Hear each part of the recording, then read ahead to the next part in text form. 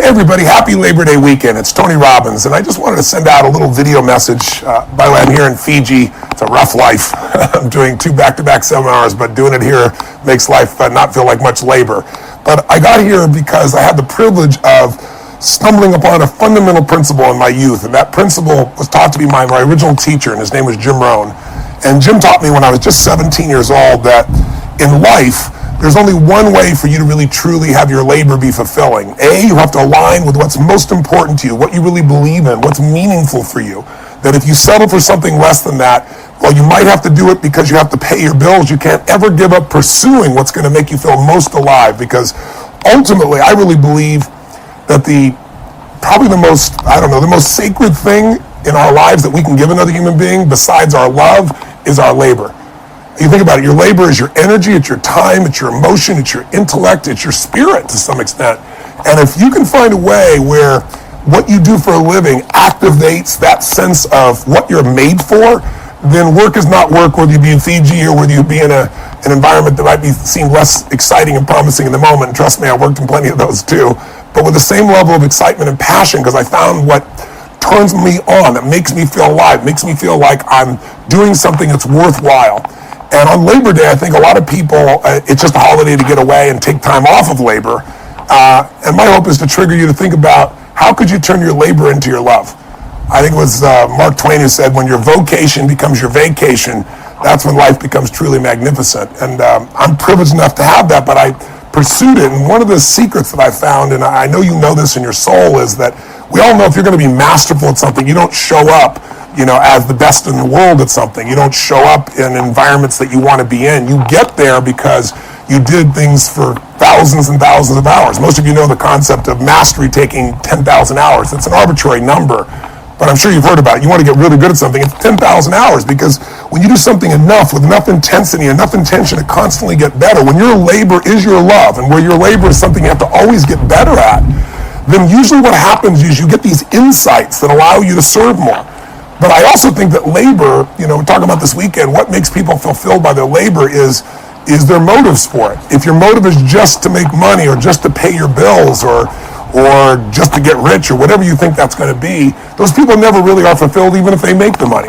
The most fulfilled human beings in my experience, and I've had the privilege of working with literally 4 million people from 125 countries now around the world, the people that are most alive, regardless of the economics, are people that have found something that they really feel the motive is more than just themselves. We all know what it feels like when you're trying to do for something for someone you love, and you're not doing it as a trade, you're not trying to get something back, you're just doing it because it's what you're made for. And I always tell people motive does matter. That if you're just doing something for yourself, there's nothing wrong with that, because life supports whatever else supports life. If you're part of life and you're trying to do something that's going to make your life better, I think the universe, God, whatever proper term for you, whatever your belief system is, infinite intelligence gets connected to you and it gives you insights. But I think if you're trying to serve more than yourself, more life than just you, when things support more of life shows up to support you. And that might sound kind of airy-fairy, but it's my experience. When you're trying to support your family, when suddenly I had 4 kids, 3 of them overnight, my life changed, my intellect changed, my abilities changed, because I was trying to serve something more than just me. When I started really focusing on how to serve a community, and then a country, and then humanity, as corny as it may sound, you get insights you won't get when you're just trying to somehow, make your labor happen or get the job done. So labor could be love, and it isn't for most people. Most people, I think, are unhappy in their life because they look at labor as work. They look at it as, why should I have to effort so much? And in my experience, effort is the reward. If you are doing something you love, it's there. So if you don't have it, you might say, Tony, that's all wonderful. You're in Fiji and you do what you love, and I don't have that. Thanks so much for giving me the lecture. I'm not coming from that place. I'm coming from the place of saying you can discover something that you're really passionate about, but in order to do it, you got to get out of the story of what you can't do, and you got to put yourself on the line.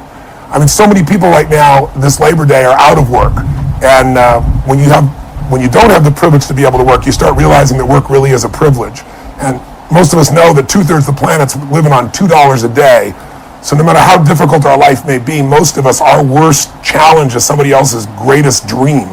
And I think it starts with the gratitude for what we already have. It starts with understanding that what's wrong is always available, but so is what's right.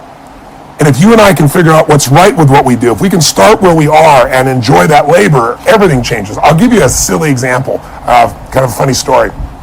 I had some partners in business when I was just, I think I was 18 years old, 19 years old. And one of them, they're both good friends of mine still, but one of them kind of called out to me, and they're Harvey and Marilyn Diamond. If you ever read the books Fit for Life, they were my partners before that book was written, and I kind of helped them build that business up initially. And it was a health business, and I believed in it, I was passionate about it. And Harvey and Marilyn got involved with a particular guru that they really believed in India.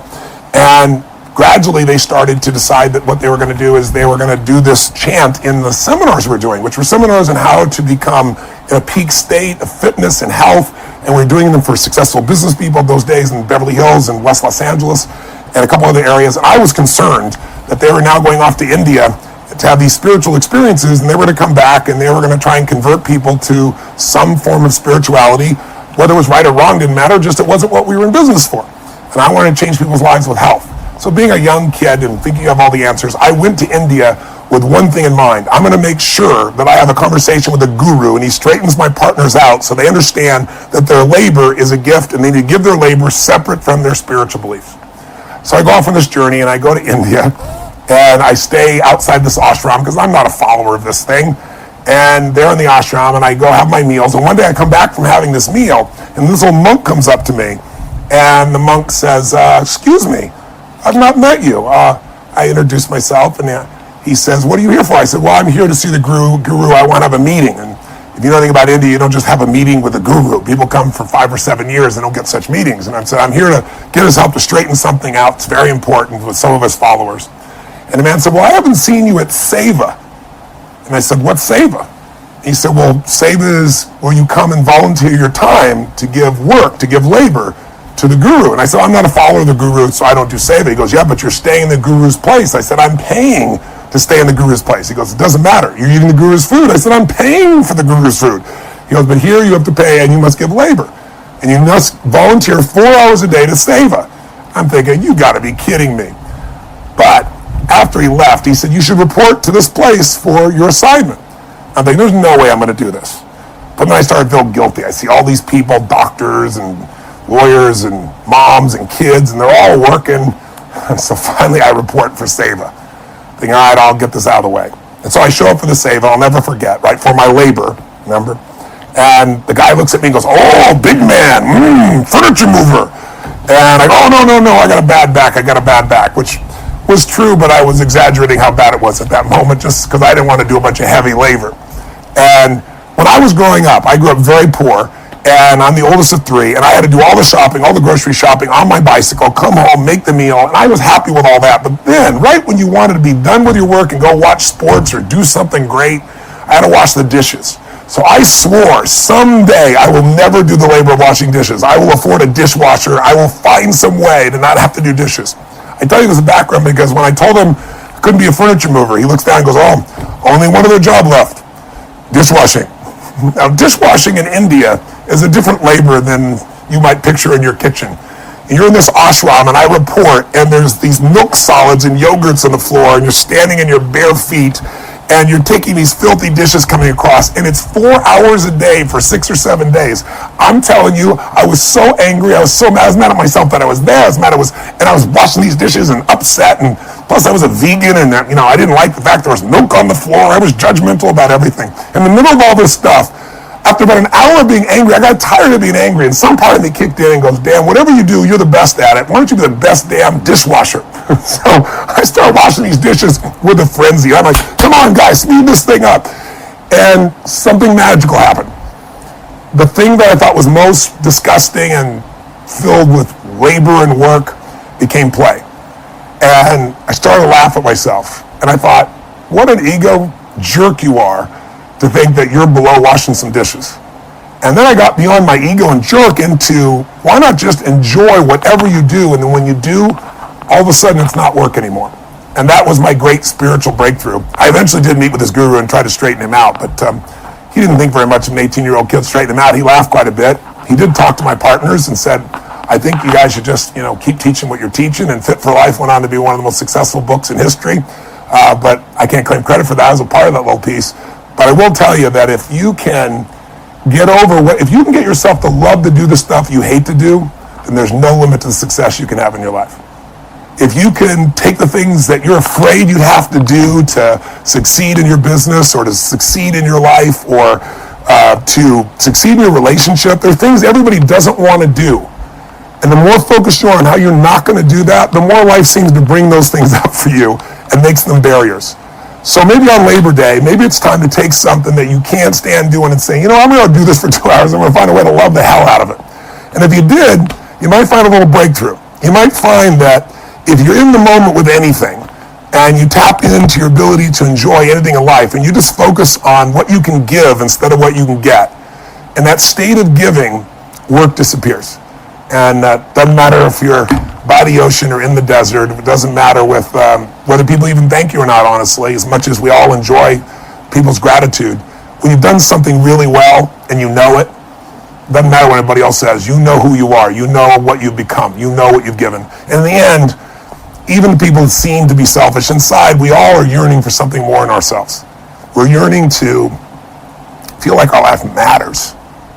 And I see people all the time, it makes me choke up, who are just working their tail off and they're just so focused on the work that they've forgotten that it's a gift they can give. Sometimes that gift is just their joy. Sometimes that gift is your attention. Sometimes that gift is a level of effort that's extraordinary. And I think one of the reasons I've been able to reach so many people is when people come to my events, if you can imagine, most people won't sit for a 3-hour movie that somebody has, spent $300 million on. And I take people for a weekend for 50 hours. I've got, Oprah Winfrey there, who says I won't sit for 2 hours and ends up loving it and becoming a dear friend. And I've got a soccer mom from Germany on a headset translated for 50 hours. And they all come out of that going, most incredible experience of my life. It's because when I'm up there, it isn't labor, it's serving. If you can tap into that service, gosh, then I get choked up when I talk about it. It's what life's made for. Life's not about me, life's about we. You know that. Maybe on Labor Day, it's a good time to remember that labor is service and service is life. And then when we serve something more than ourselves, we feel more alive. So that's my 2-second rant. I'm an emotional guy, and it's an issue that I think most people are missing. And you see so many people out there without a job or jobs that are just completely unthanked. I think one of those jobs is all of the people, the men and women in the armed services that are going out there working their tail off, giving their labor where their life is on the line for us.